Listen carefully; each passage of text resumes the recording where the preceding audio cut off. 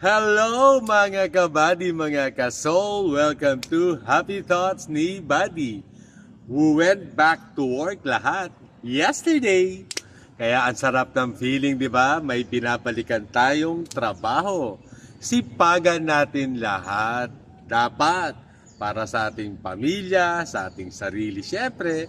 At higit sa lahat, unahin natin, ialay ito sa ating Panginoong Jesus. Ang sarap magtrabaho. Huwag tatamad-tamad ha. Isipin natin lagi na ito ay biyaya galing sa ating Panginoong Jesus. Ang sarap isipin na may gagawin ka pagising mo. Ang sarap isipin na pagkatapos noon, siyempre, may datung, may kita, may blessing.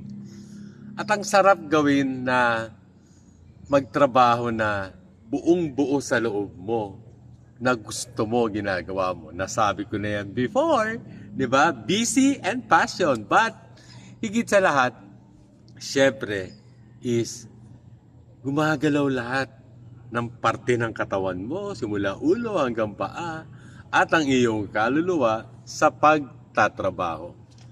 Ang sarap din isipin maging creative when it comes to work. Ang sarap din makipagtrabaho sa mga taong gusto mong katrabaho.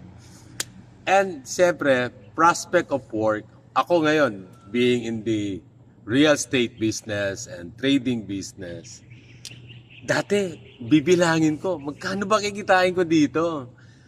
Ano bang bibiling ko pagkatapos? Saan ko na naman gagastusin? Saan ko na naman uubusin? Saan ko na naman sasayangin ang mga biyayang ito?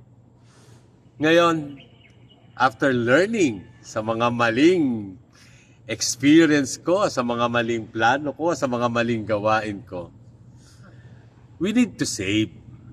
We need to save for ourselves, lalo na sa mga kaedad ko at siyempre sa mga bata. Save.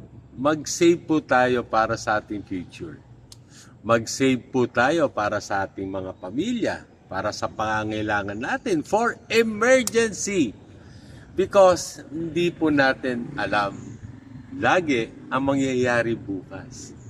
Our good Lord will always provide us, will always plan for us, will always prepare us for anything else. But it's all up to us na mag-save, na pangalagaan, bantayan, huwag ubusin katulad ko dati ang mga biyayang ipinagkakaloob niya. Kaya mga kabady, mga kasol, magsipag, pero magtipid.